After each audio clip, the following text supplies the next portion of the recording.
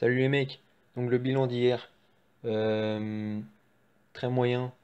Forsberg qui marque pas, bon c'était coté à 4-4, c'est assez haut.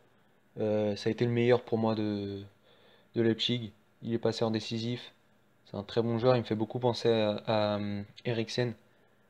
J'attends de le voir dans une équipe où il jouera juste en 10 et pas sur le côté, mais c'est un très bon joueur. Et Dabour, j'avais la bonne analyse. Salzbourg qui marque 2 buts. Ils ont un penalty, c'est pas lui qui le tire malheureusement. Et il fait la passe décisive sur le deuxième but.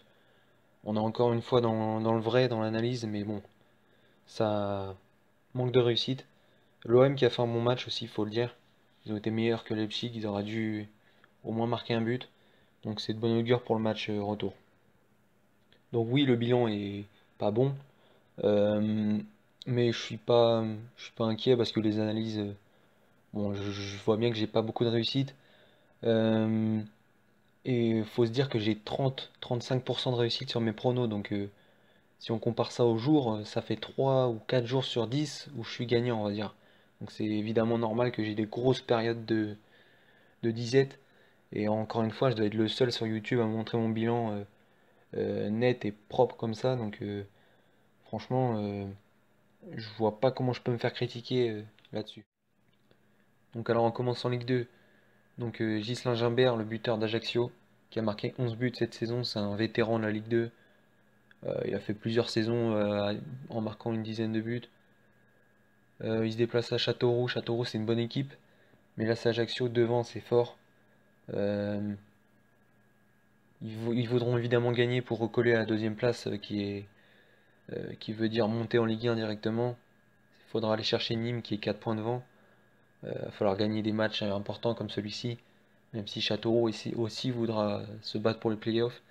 Je pense que ce sera un match ouvert. Le match nul est au final mauvais pour les deux équipes. Et Ghislain Gimbert est en réussite contre Châteauroux. Il a marqué son premier but en pro à Châteauroux d'ailleurs. Sur les 5 derniers matchs, c'est 3 buts. C'est un très bon joueur. Bon, c'est un très bon joueur de Ligue 2, oui, mais c'est un très bon joueur. Donc à 2,90, 0,5%. Et enfin, un pari, donc c'est pas un pari buteur. Bourg-Péronas qui accueille Tours. Tours qui vient de perdre contre Valenciennes et qui, je pense que là maintenant, c'est la défaite mercredi. Ils renoncent quasiment à tout espoir de maintien. Donc, est-ce qu'ils vont lâcher? Pour moi, il y a un risque. Et Bourg-Péronas est coté à 2, je crois. Donc, il y a même une value, je pense, que sur la cote de Bourg-Péronas en elle-même. Bourg-Péronas, quand c'est c'est inconstant, mais quand ça gagne, ça marque en général beaucoup de buts. Et si en plus ils affrontent une équipe de Tours qui a lâché, alors que eux doivent se maintenir et sont encore en danger, je pense que ça peut faire très cher pour Tours. Ça peut faire 3-4-0. Euh, c'est un risque, mais à 3,80, encore une fois, il y a une value. Donc 0,25% pardon, sur Bourg-Péronars marque 3 buts. Donc ensuite du classique, Cardiff qui accueille Wolverhampton. Cardiff qui est deuxième avec 5 points d'avance. Wolverhampton qui est premier avec 11 points d'avance. Ils sont quasiment assurés, sauf grosse déconvenue, de monter en première ligue. Donc maintenant, Cardiff est un peu plus en danger quand même. Wolverhampton, c'est quasiment fait. Euh, je pense pas qu'ils vont se neutraliser un partout ou 0-0. Bon, le un partout pourrait être bon pour mon pari, mais je pense pas qu'ils vont faire 0-0 parce que Cardiff à domicile voudra faire le travail pour prendre un maximum d'avance sur le troisième et je pense que s'ils gagnent aujourd'hui, ça assurerait la montée. Donc bah, Kenneth Zohore, le buteur de Cardiff, qui a mis 8 buts cette saison, 4 buts sur les 7 derniers matchs. C'est un super joueur. J'ai déjà pris au cours de la saison. Il est coté à 3,40 pour une équipe qui va marquer, je pense, un ou deux buts si le match est ouvert. Donc 0,5% sur Kenneth Zohore à 3,40. J'ai un petit doute sur le fait qu'il soit titulaire parce qu'il a été remplacé à la 75e ou 80e minute au dernier match par Anthony Pickington et il a marqué. Donc peut-être que l'entraîneur va se dire le gars vient à rentrer et à marquer, directement, donc je vais le mettre titulaire. Donc s'il n'est pas titulaire, bah, je prendrai Pickington qui devrait être en pointe à la place de Zohor pareil 0,5%. Donc à choisir entre les deux, lequel sera titulaire, je pense que ce sera Zohor quand même. Mais s'il n'est pas titulaire, je prendrai l'autre. Et on termine en Bundesliga 2.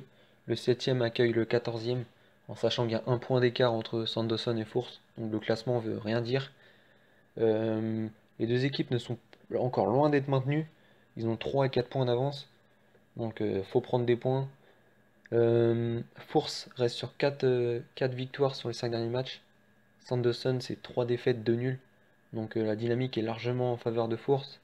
Je les vois marquer sur ce match-là. Et leur meilleur buteur, c'est Khaled Narey, ce joueur-là, qui est coté à 6 sur Unibet. Alors il y a de grands risques qu'il joue en pointe. Il a marqué 3 buts sur les 5 derniers matchs. Je comprends pas du tout la cote. J'aurais mis 0,5%, mais la cote est tellement haute que moi, je suis obligé de mettre moins parce que c'est bizarre. Alors j'ai cherché un petit peu. J'ai vu qu'au début de sa carrière, c'est un joueur qui a 23 ans. Il jouait plus sur le côté défenseur droit, mais il est remonté en milieu droit. Et là, cette saison, bah, Fource qui était en grande difficulté, il joue en pointe ou ailier droit. Donc ça marche plutôt bien pour lui. 3 buts sur les 5 derniers matchs. Mais les bookmakers l'ont pas du tout adapté. Parce que c'est un joueur qui devrait être coté à 3,70, 4. Et là, il est coté à 6. Donc je vais mettre que 0,25% parce que bon, je me vois mal mettre 100 euros sur une cote à 6. Mais bon, il y a une grosse value sur ce joueur-là. Donc bah voilà, encore une fois, pas grand-chose aujourd'hui. Euh, J'espère qu'on va remonter tout ça quand même. Parce que ça fait un peu chier de travailler pour rien, entre guillemets. Mais bon, c'est comme ça. J'espère que vous comprenez en tout cas ma manière de jouer. Faut pas juger sur une mauvaise série ou sur deux trois paris perdants. Là, je sais bien que les autres pronostiqueurs, hier, les 4 favoris ont gagné en Europa League. En Ligue des Champions, tous les favoris ont assumé. Donc évidemment, les combinés de cote à 1,30, ça a dû passer. Mais bon, je sais très bien, j'ai parié comme eux pendant 1 ou 2 ans. Je sais bien que sur le long terme, tu peux pas gagner en jouant comme ça. Donc, et en plus sans gestion. Donc moi, ça me pose pas de soucis. Encore une fois, je vous invite à liker et à faire monter la chaîne si ça vous plaît, si les analyses vous plaisent. Et n'hésitez pas à commenter, pareil. Donnez-moi vos avis sur les matchs. Ou même si vous voulez débattre de sujets sur les paris sportifs, n'hésitez pas. Donc voilà les mecs, allez, on se retrouve demain. À plus.